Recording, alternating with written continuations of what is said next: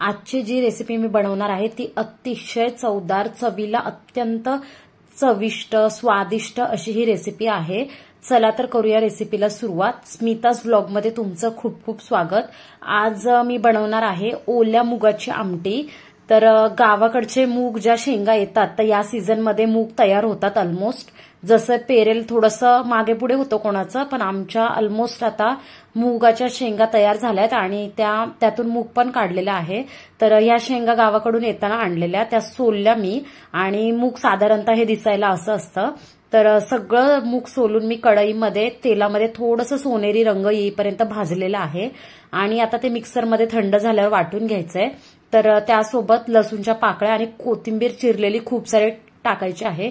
ही पण गावाकडचीच कोथिंबीर आहे, खूप चव छान होते। तर मिक्सरमध्ये व्यवस्थित वाटून घ्यायचंय आणि आता त्याच कढईमध्ये मी फोडणी घालणार आहे। तर त्यासाठी तेल एक पळी टाकलेलं आहे आणि त्यामध्ये थोडंसं जिरं तडतडलं की मग मोहरी टाकायची आणि लसूण बारीक ठेचून टाकायचं आहे। लसूण पण व्यवस्थित तेलामध्ये परतू द्यायचा। आता त्याच्यामध्ये एक बारीक चिरलेला कांदा टाकायचा आहे।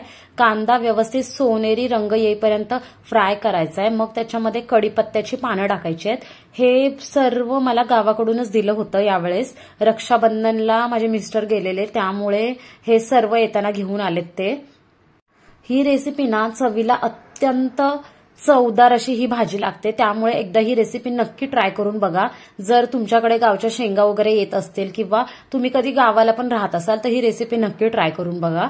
तर इथे मी एक चिरलेला टोमॅटो टाकलेला आहे, तर तो पण व्यवस्थित तेलामध्ये व्यवस्थित स्मॅश होईपर्यंत परतून घ्यायचा आहे। आता त्यानंतर मसाले ऍड करायचे आहेत आपल्याला। तर मी इथे नेहमीप्रमाणे लाल मसाला, थोडासा काळा मसाला, हळद, परत थोडासा गरम मसाला ऍड केला आणि व्यवस्थित परत एकदा परतून घेतलेला आहे। आणि तुम्ही माझ्या व्लॉगमध्ये नवीन असाल तर प्लीज माझ्या चॅनलला सबस्क्राईब करा। स्मिताज व्लॉग असं चॅनलचं नाव आहे। तर चॅनलला लाईक करा, शेअर करा आणि सबस्क्राईब करायला विसरू नका। आणि रेसिपी आवडली तर जास्तीत जास्त लोकांपर्यंत पण शेअर करा। आता व्यवस्थित आपलं सगळं परतल्यानंतर मसाले वगैरे, मग आपल्याला मिक्सरमध्ये वाटलेलं मुगाचं जे मिश्रण आहे ते घालायचं आहे आणि मग नंतर गरम पाणी आपल्याला कोणत्याही भाजीमध्ये ऍड करायचं आहे। त्यामुळे भाजीची चव तशीच टिकून राहते आणि रंगही तसाच टिकून राहतो आणि तरी पण त्या भाजीला खूप सुंदर येते। तर मी म्हणून गरम पाणी ह्याच्यामध्ये ऍड केलेलं आहे। तर थिकनेस तुम्ही तुमच्या प्रमाणानुसार करू शकता, म्हणजे तुम्हाला कसं लागतं, जास्त पातळ लागतं, घट्ट लागतं, मीडियम लागतं। तर मी असं बऱ्यापैकी 1 ग्लासच गरम पाणी टाकलेलं आहे आणि त्यानंतर चवीनुसार मीठ ऍड करायला विसरायचं नाहीये। त्यानंतर भाजीला व्यवस्थित उकळी येऊ द्यायची, एक उकळी काढायची आणि वरतून छान अशी कोथिंबीर भुरभुरायची। ही रेसिपी कशी वाटली नक्की कॉमेंट करून सांगा आणि असेच माझे नवनवीन व्हिडिओ पाहत राहा। भेटूया अशाच एका नवीन रेसिपी सोबत किंवा नवीन व्हिडिओ सोबत। तोपर्यंत बाय।